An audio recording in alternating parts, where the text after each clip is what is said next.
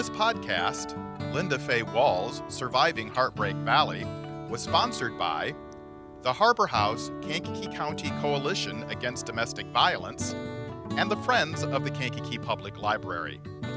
It was recorded before a live audience at the Kankakee Public Library on Thursday, October 23rd, 2013. The podcast was edited by Stephen Bertrand. The theme music, Tasseologists, is by Nicholas Garcia. The program is approximately 40 minutes long. This program contains themes and language that may not be appropriate for children or more sensitive listeners. Listener discretion is advised. Thanks for listening.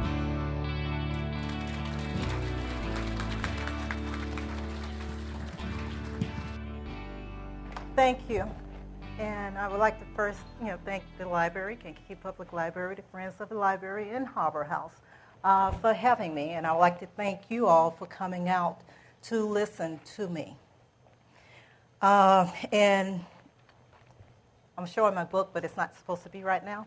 But I would like to thank my editor, and he's here tonight, for actually editing my book for me, and his name is Bob.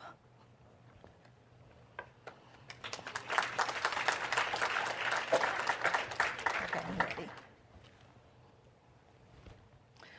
First of all, I know that a lot of you all are coming out to see how did I survive. I have a close relationship with God.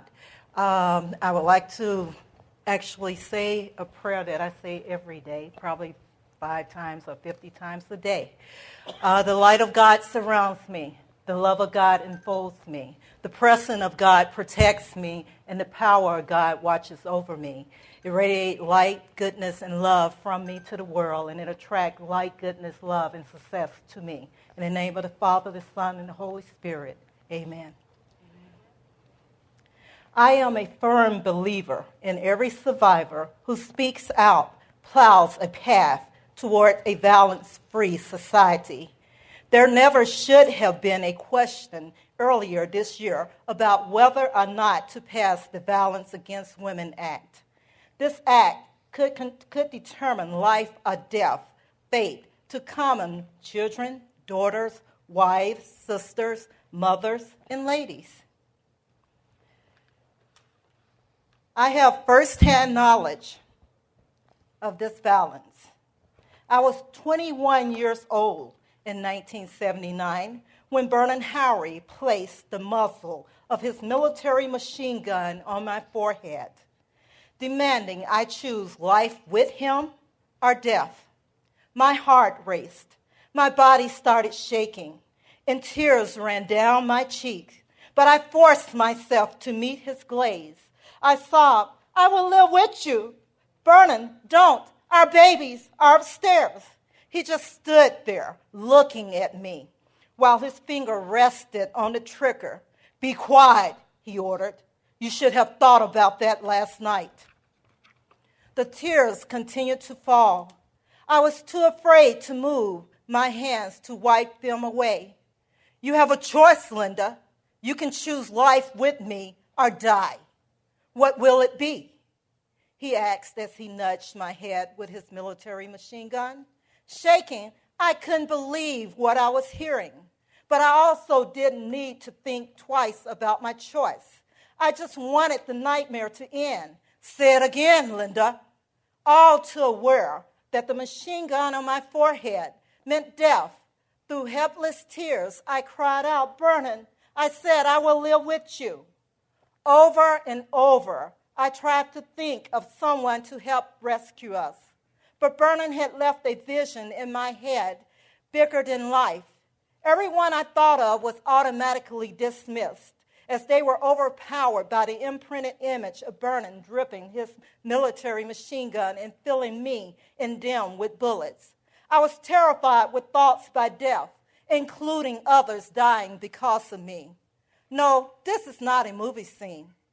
My life from 1979 to 1989 was a valley of hell-filled vines of hatred, 4 murders, physical abuse, rape, and stalking, all in the name of love. The machine gun to my forehead was not a one-time deal, but it was a repeated ordeal he used over and over to control me. One day I was doing research and studying at Governor State University when he appeared with his machine gun in the trunk of his car, my car actually, threatening to kill the man I came to meet up with. I gathered my books and quickly left the library with him following me. I felt like a time bomb was wrapped around my leg, and one hard step would cause it to explode. I could mentally see everyone racing for cover as Bernon sprayed the area with bullets, killing everyone. Blood everywhere, people screaming and crying as they took their last breath, wondering why. I couldn't let that happen. This evening, ladies and gentlemen, I will be reading sections of my book that include portions of 2 letters which Bernon wrote to me. I'm here not to seriously talk about my surviving. I'm here to give a voice to the 1,460 women who dies every year in the United States. This letter was written January 17, 1984. Dear, for the last year and a half or so, I have been experiencing a trauma, and you are directly responsible for this trauma, seemingly without realization. After long hours of listening to Dr. Martin Luther King Jr., I have struggled in this battle from a spiritual vantage point. Suddenly, I feel I have realized the importance of becoming involved in oneself. Now that I have applied it to us, I feel pressure relieving. I feel the worry turning to calm, and the earthly hate, hear my word, hate, he hated me, is turning into a spiritual love. We brought intelligence into our relationship as well as provocative ignorance into our togetherness. We have revealed an absolute hate for each other, as well as we have concealed a true love for each other. I can only believe that we have tried to bring others into our lives in order to finalize our separation, as I believe we have also resigned others from our lives in order to finalize togetherness. So from the depths of my heart, I am sorry. For any wrong I have ever done to you, I am sorry. For all the blatant, neurotic things said about you, I am sorry. For any time I laid a hand or finger on you out of anger or jealousness, I am sorry. I am sorry for ever having met you and wasting all these years of both of our lives in helping to bring loving children to parents who are only concerned with lust. And I am sorry that your life is repeated with physical and mental scars caused by me. I am also sorry that I became the pitiful worm of a man that you dragged me down to be. But most importantly, I am regretfully sorry that you are nowhere near that marvelous, fantastic woman you could have been or could be now. Very sincerely, with a spiritual love, Bernon Howery. Circumstances in Bernon's life left me to peacefully gain freedom from him. In the spring of 1989, Bernon moved into his ailing parents' home to become the main caregiver of them. During the summer, he continuously broke into my house through Joel's bedroom window. In September, he started babysitting Justina, our baby, through the week at his parents' home. His interaction with me and the children grew sparse. It seemed he had lost interest in controlling my life. Then one evening on a Sunday, he tried to force me to let him babysit at my house. After seeing an old high school friend in the car with me, he tried to make me leave with him, but I refused. He took his machine gun outside and waited by my car. I stayed in the house with his parents and older brother. I knew I was safe as long as I was in his parents' home. Bernon paced outside by the car, yelling. This battle went on for at least an hour. Finally, he came into the house and entered into the living room, pointing his gun at me and screaming violent. Tell that fucker he's a dead man. Revenge is a motherfucker, Linda. If you won't have me in your life, then I will kill anyone you will have. I'm going to make you feel the pain I feel for the rest of your fucking life. You can go. Get the hell out of here, you fucking bitch. Bernon became obsessed with a need to exert his presence in my life. In December of 1989, he went to Joe's school and took the house key from him. He was sitting on the front porch when I arrived home from work with Justina. He met us at the car, telling me he had just happened to meet Joel at his bus stop, then decided to walk him home so he could spend some time with the children and take them out to eat. Later, I took him and our children to McDonald's, and then I drove him to his Democratic County Party meeting in Bradley. He asked me to rekindle the relationship and marry him. After I refused, he threatened to kill me and anyone I became involved with. He told me he knew I was planning to move after I graduated, and he would prevent it. I told him I would no longer be intimidated by you. I have you out of my life, and it's going to stay that way. He then reaffirmed his pledge to make me pay in pain for the rest of my life. On Thursday, December 7th, Bernon rang the doorbell at my house at 5:30 a.m. in the morning. I refused to let him in. I gave him the car keys so he could sit in the car and warm up. He used up all the gas. I caught a ride to work with my neighbor, and Bernon left walking, so I thought. Later that morning, Bernon called me at work, crying. He said he had spent the night in my garage. He had returned there after I had left work and seen a man leaving the house. He said it hurt him to think of me with someone else and asked me to marry him. He phoned me at work more than 5 or 6 times that day.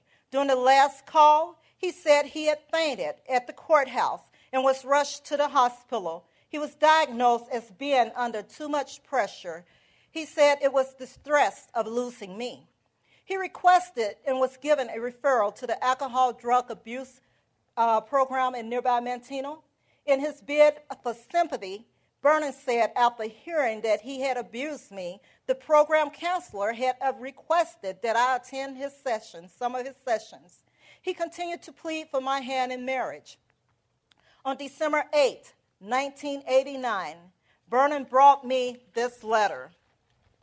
One page too far. All right. Dear Linda, it is no great surprise or any big wonder how I feel about you, and I am rather depressed with myself that it took me so long to become an expressive man to you. I love you. Never in all my wildest moment was the intent to lose you, nor in my vision to merely associate with you. I really, really love you, and I cannot take this out of me. It is not a simple belief or a matter of thought. What I feel is physical and quite emotional, as well as mental. In other words, it is very real. I did not just decide to do the several things I did today. Number one, I decided not to squeeze the trigger on the man this morning. I simply could not pull it because I refused to do anything that could cause you any pain and suffering, if I can help it. Number two, I did not decide to sincerely apologize to Johnny. I had no other choice because it was the right thing to do. I feel it was necessary, and I would be less than a man not to. It was an issue burning inside of me that I could not evade. Hopefully, it expressed something meaningful to you. That is, I can admit my wrongdoing.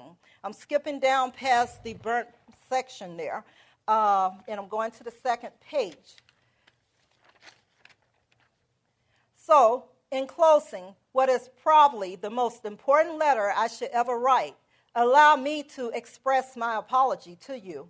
I am regretfully sorry for any and all pains, hardship, and troubles I have caused you. As I explained at the Alcohol Center, revenge is not a suitable alternative to my own misunderstanding. Neither is booze.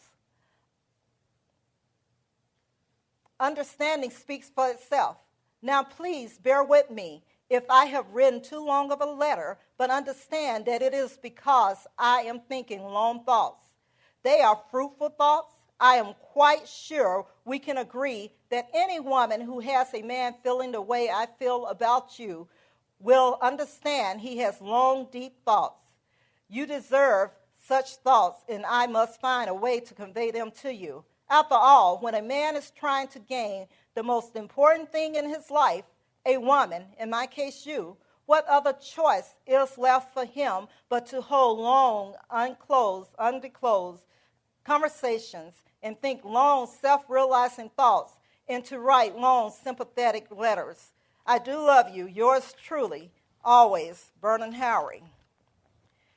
On December 9th, 1989, while I was out on a date around 12:30 a.m., Bernon relieved my brother of babysitting our children.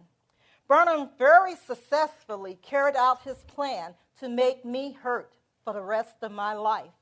He set my house on fire. Then he left. Our children were sleeping upstairs. At the restaurant, I talked about him as I reviewed his action for the past couple of days. I determined just in the past he was getting ready to commit some new outrage against me. I told him I was ready to go home. I told Tom I was ready to go home, and we started for the house. Approximately 30 minutes later, after Bernon had departed from my house, he returned to it. By then, it was fully engulfed in flames, and firemen were fighting to control. Bernon half-heartedly pretended to show concern, saying his children were in the house, as he meekly tried to enter the burning building. After being escorted away with little effort by firemen, he left the scene, not waiting for our children to be found. He went directly to my union's Christmas party. When he arrived at the party reception line and asked for me, he was told I was not there. Someone heard him mutter, "I should have killed that bitch last night." As I drove toward my house, I noticed the lights in the sky. As they grew brighter, I realized that the sirens I had begun to hear were in the area where my house was located. "There's a fire somewhere," I said to Tom, hoping it was not my house. When I turned the corner, an eerie feeling of emptiness consumed me as I saw the yellow-orange glow of fire leaping from the roof of my home.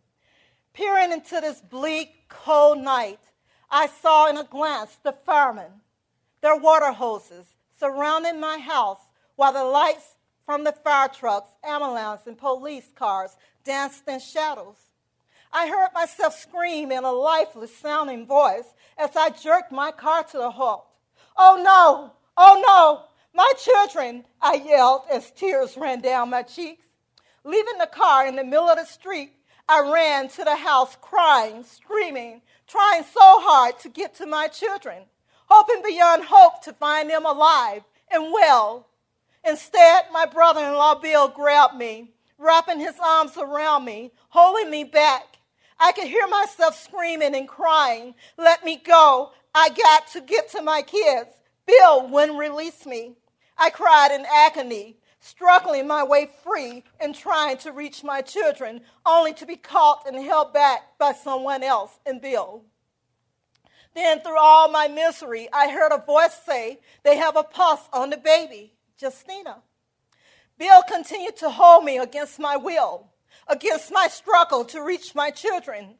I tried desperately to call their names, to reach them, to tell them their mommy is here to give them the will to live. A moment later, I watched in horror as the ambulance left with my baby. Without me, they didn't let me see my baby, hold her, be with her, call her name to let her know mommy was there to give her the will and to fight to survive. I struggled loose and ran to my car, only to hear, "Don't let her drive." Desperately, I raced toward the street as someone grabbed my keys.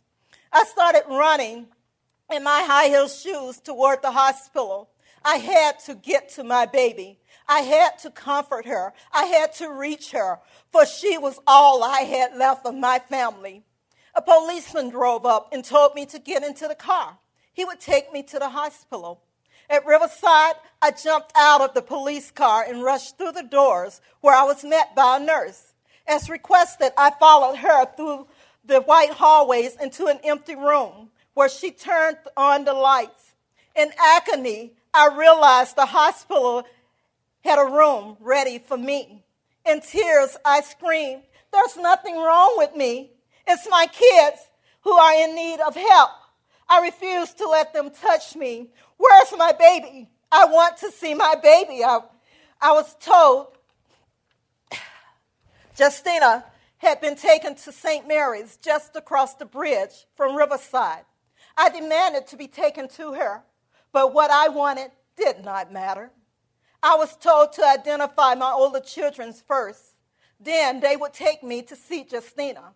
I felt helpless. I wanted to fight to get to my baby. In a mental flash, I saw myself destroying everything and anything in sight. No, I forced myself to realize I must appear calm if I wanted to reach my baby. So I agreed to see my other children for whom I could do nothing for, knowing it was more important to reach my baby, to let her hear my voice, to give my baby the will to fight death, and to at least comfort her. The nurse insisted I had to be pushed to the morgue in a wheelchair. There I saw my 3 beautiful children with soot on their faces. They were lying side by side on steel tables. They looked peaceful, as if they were in a deep sleep. Crying, I called out their names, one by one, as I bent down to kiss them, willing them to wake up from this terrible nightmare. My mind raced. They're sleeping. They can't be dead. They're not waking up.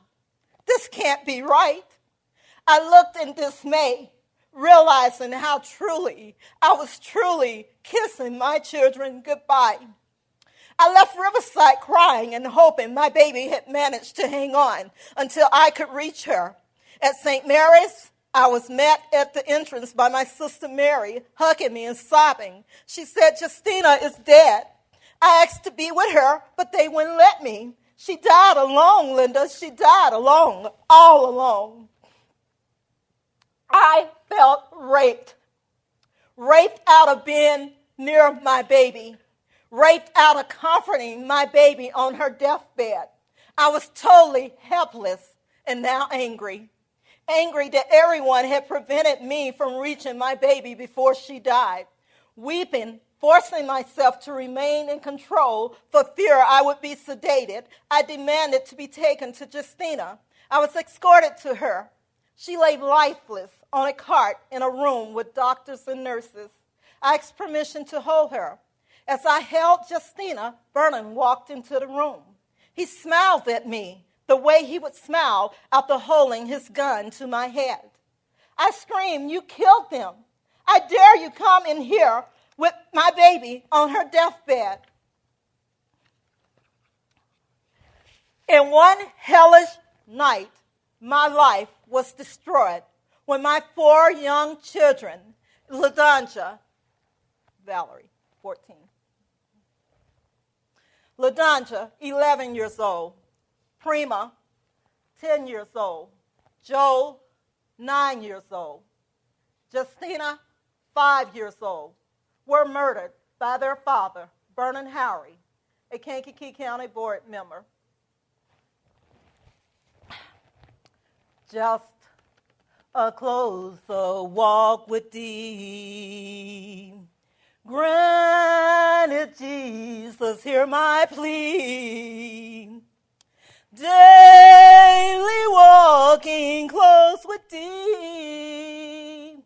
Let it be, dear Lord, let it be.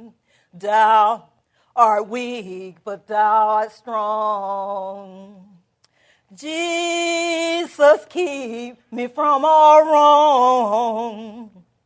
Daily walking close with thee. Let it be, dear Lord, let it be.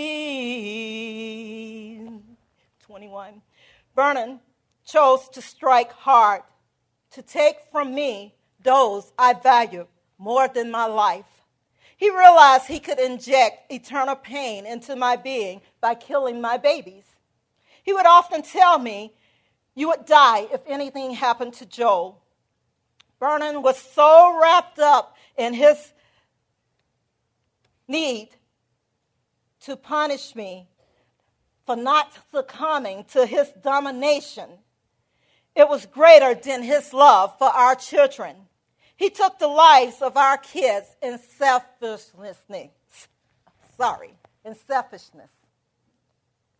When he set the fires, there was no love there, no fatherly emotion in him for our family. The mere thought of the deed should have made him shudder. Even a dog won't kill its young. He only cared about Bernon, what Bernon could and couldn't have, and how Bernon could commit eternal revenge against me. You know, I realize, and I'm going to read to you one of my journals, and I'm doing this because I want to give a voice to all the women that die every year. My journal, January 2nd, 1990, Friday. You know, I realized the evening of my children's death that I was going to have to let the world know the loss, the hurt that I have and is experiencing because of an inadequate law system that offers no protection in the real form from a man possessed with only me. I feel something has to be done to rescue the children and women in even worse situations, where not only the mother is living through hell, but the mother is not able to protect her children from this hell. And a child knows no happiness. I feel the world must know when there is an indication of this kind of situation, all one should need to do is to speak. And they will know that they will be heard and protected.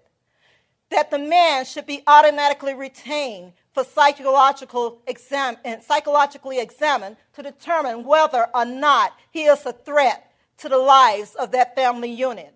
The family or person whose life has been corrupted by the individual should be provided counseling. I feel no one should endure the loss I have because all the laws are helpless until someone is actually hurt. No one can tell me that all I had to do was run away or leave. I tried. The thing I feel at this point, and unfortunately still do, that would have saved my children's lives or saved my children from suffering the loss of my life was for me to have killed Bernon first. It is very unfortunate, but this is true in a lot of cases. So what shall be done to interrupt this pattern of living? Is the world to continue to sleep only to be awakened to such a tragedy? Then everyone is to say what they believe they would have done if they were to be put in my shoes in such a situation. You know, at Bernon's last bond hearing, the judge heard a motion to give a woman a peace bond for her and her kids' protection from her husband. After giving the lady the peace bond, the judge said, "This is a word of caution. This is only a piece of paper. It cannot stop a flying bullet." So there you have it. Those were always my feeling. What real protection the law offers, especially when the person who's after you don't give a damn about the law and can tell you how he can get around the law and get you before they can get him. So I live my life in the reality of the situation, trying not to make the situation explode, but to dissolve it with time on my side, to ensure that my children were enjoying life while giving up the fulfillment I longed for, while hoping and praying that Bernon would get tired and want more, that he would see himself better off without the kids and me, living an enjoyable life with another woman. After killing my kids, Bernon wrote and called me from jail. He told me how he was so hurt to find that I was not in his corner. Ladies and gentlemen, every day in the USA, 4 women and 3 children die as a result of abuse. I'm speaking here tonight, giving honor and a voice for my 4 murdered children, my sister, Willie Dallas Walls, who was murdered in 1994 by her husband the day she filed for a divorce, and for the 1,460 women who are murdered every year by their boyfriends or husbands. in the 1,095 children who are murdered every year here, and we're talking here in the United States. To silently stand by would be the acceptance and approval of domestic violence as a way of life. Believe me, my children died seeking an escape from the fire set by their father, huddled in the closet. LaDonja covered her brother and sisters with a blanket, trying to protect them. My sister Dallas fought for her life, but was overpowered by the pounding of a hammer, and her body was set on fire. And I don't believe all the other women and children wanted to die. I'm sure they would have chosen life. I know I did when Bernon gave me a choice. There were very few resources in 1994 to help children, I should say to help women suffering from domestic violence. My book is a reminder of what happens when there are no laws to help protect children and women. My book brings an awareness and an urgency to galvanize proactive action to create preventative methods to protect children. 26. Intimate violent deaths. And I want you all to bear with me because here is a slide that was started back in 2009. It recognized, it's a portrayal of deaths of people that was involved in past or present relationship. If you look at that slide already in 2013, there has been 231 deaths, and that's just counting February, which has only 28 months. 92 people were murdered. January, 139. We only have 31 days. 2012, 1,447 people, women, were murdered. 2011, 2,432 were murdered. 2010, 2,808 were murdered. 2009, 1,371 were murdered. Murder-suicide, unfortunately, and I could say Bernon would be probably in this here category because the most common murder-suicide scenario is, unfortunately, a white male in his 40s who kills his estranged spouse and perhaps women, his children, before killing himself. Bernon chose to kill my kids, and I guess he was thinking from his letters that we were going to rekindle and he was going to, that was going to be the basis of it. But at the same time, he chose to make sure that I did not have my kids if I wasn't going to have him. In 2013, and we're talking incidents here. We're not talking how many people actually died. But in 2013, there has been 523 people, incidents, where the man, in some cases the women, has chose to kill their entire family. October, it should be 24, but I see I don't have that there. September, 57, August, 48, July, 65, June, 64, May, 41, April, 60, March, 60, February, 59, January, 53, and we're talking incidents. That's not saying how many people actually lost their lives at that time. Let's see, where are you, Valerie? 31, 32. 2012, 755 people, incidents, where the person decided to kill his wife, family, kill himself. 2011, 813. 2010, 879. 2009, 881. 2008, 72, but that was when they started taking data. Reality is that someone needs to take a stand. No, we should not be having this kind of killing or this kind of murders here in the United States. We have more women dying here every year than what we have in the war over in Iraq. Something's wrong with that. And I'm not here just to talk. I also, in the back, have a petition. I started a petition, and the reason why I started the petition is because I think that there is another piece missing from the laws. Yes, we have laws, and they are good laws, but there's a piece that's missing. And I'm not going to read the whole petition to you because I can just tell you. The piece that I think that is missing is the mental health part of it. When a person has been arrested for domestic violence or stalking, why aren't they given an evaluation by a mental health professional to determine whether or not they are homicidal toward that one person, or, that they have uncontrolled outbursts of violence? If that one piece was put into the law and the judges actually ordered for someone coming in saying, my husband is going to kill me, and he give them a restraint order and tell them to do, help me out here, classes for balance. Classes for balance is only a band-aid for a person who has already determined that they are going to kill that woman or their family.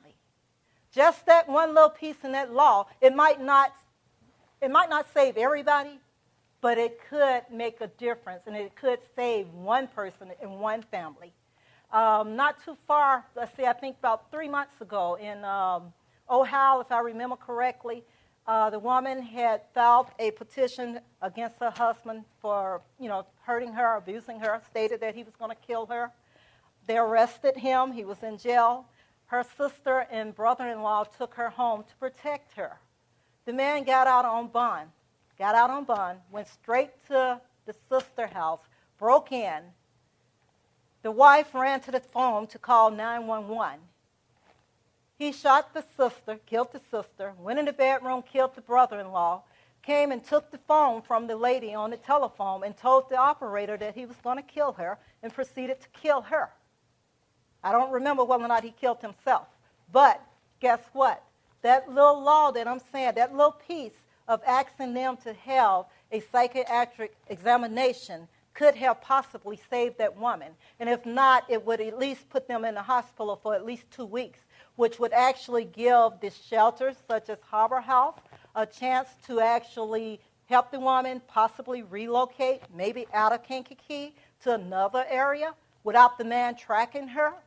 Unfortunately, there's an article, and I have it back there, but I'm not going to actually flip through the article, but there's an article where the judge had ordered for one lady, unfortunately, to take her son to see his father at a safe house. The father showed up with a gun, shot the lady, went to kill the son took off running, his gun jammed. And he went to tried to kill the son and her sister. They called the police. The little boy told the police that Harry, his mom, had been shot. Again, if there was just that one little statement saying that anybody who commits domestic violence or stalking need to be examined by a psychiatrist or a psychologist, mental health professional, to determine whether or not they are a threat to a family or to whoever, it could save some lives. So I do hope that you all will, take the time to sign my petition. The library offer express internet that you can actually sign my petition if you would. Again, I'm not here just speaking to sell my book. Yes, I do want you guys to buy my book. My book, the worst of it has been read, so if you're afraid of it, don't be.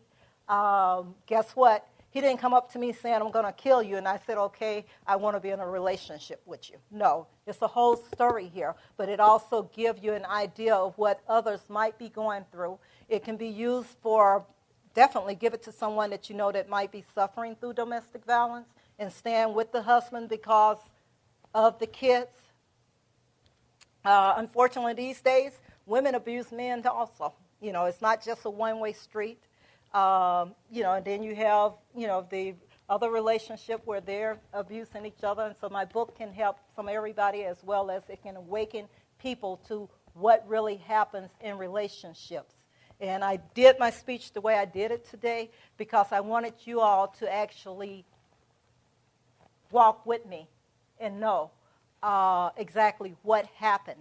And I do also hear that there are some supporters, not in here, but for Bernon that still feel he did not do anything, then I wanted to give his words to let you know that, no, this is nothing that was made up. This truly happened, and unfortunately, my kids are not here with me, and I'm surviving by the grace of God. So I sung this song for you.